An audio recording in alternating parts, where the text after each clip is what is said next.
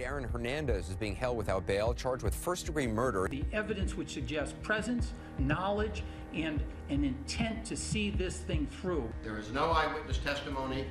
There are no inculpatory admissions.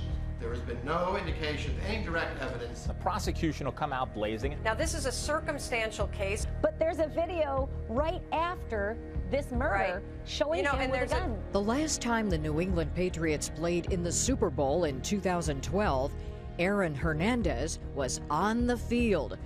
This time, he's sidelined. Well, criminal defense attorney Danny Velez is here to break this all down. And the former NFL star's murder trial began Thursday. And Danny, good morning to you.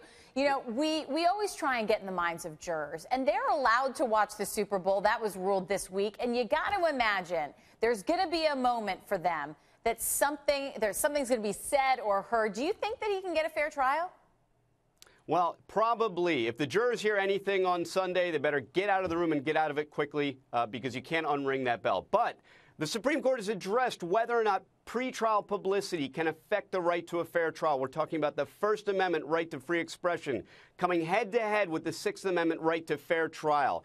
And courts have acknowledged that even pervasive pretrial publicity does not automatically violate the right to a free trial. Instead, a defendant has to show that that publicity created an actual prejudice infringing on his constitutional rights. So the courts have made clear it's possible, but highly unlikely and requires a very high burden for a defendant to meet. Interesting, because obviously the point of this is to focus on the evidence. That evidence being no murder weapon has ever been found, no witnesses to the shooting, yet we have that surveillance video where he is holding a gun. So do you think prosecutors are going to make an argument that a convincing argument that he fired those shots? It's often the case that defendants or somebody makes murder weapons or other evidence vanish. In fact, you can have a conviction for murder if you fail to even find the body that you allege was murdered. So it's not unusual that a weapon or some piece of evidence is missing. What the prosecutors can do instead is build up their circumstantial case.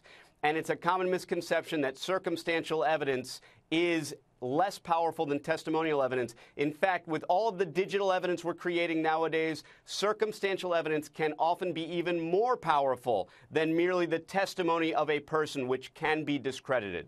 Yeah, and we'll see how all this plays out. Obviously, this may be going on for a couple weeks. Danny Velez there for us in New York. Danny, have a great rest of your weekend. Thank you. Thank you.